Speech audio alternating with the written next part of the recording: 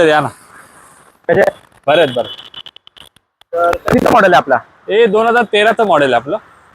गाडी एवढी चमकते म्हणजे एवढी शाईन कशाला? हे बघा, घरामध्ये आपल्या घाण बसलेली असेल तर आपण झाडू पोछा मारतो. ओके. आपण लादी साफ करतो, झाडू मारतो, तर आपण क्लीन करतो ना घर. समजा रोड वरून चालत असतो तेव्हा एखादी गाडीवर खूप धूळ बसलेली असते.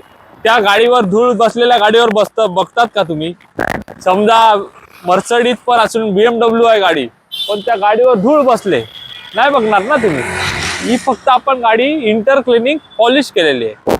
इंटरनल एक्सटर्नल म्हणजे आतमधून बाहेरून दोन्ही साईडने आपण पॉलिश केलेली आहे गाडी. पॉलिशमुळे एवढी म्हणजे गाडी तुम्हाला एकदम क्लीन दिसते ती. ठीक आहे.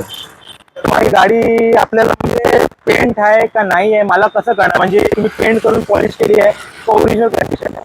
हा सर, गाडी पेंटेड असली तरी काय फरक पडतोय तुम्हाला? तुम्ही जेव्हा शोरूम मधून पण गाडी घेतात तेव्हा गाडी पेंटेड असते. आता गाडी आपल्या रोडवर चालवताना किती सारी आपल्या ठिकाणी गाडी आपले ठोकत असतो. समजा बंपर मागे पुढे, तेव्हा पण आपण छोटे छोटे पेंट करतच असतो ना गाडी. बरोबर. मेन गाडी काय आहे, गाडीमध्ये गंजलेली गाडी नाही पाहिजे.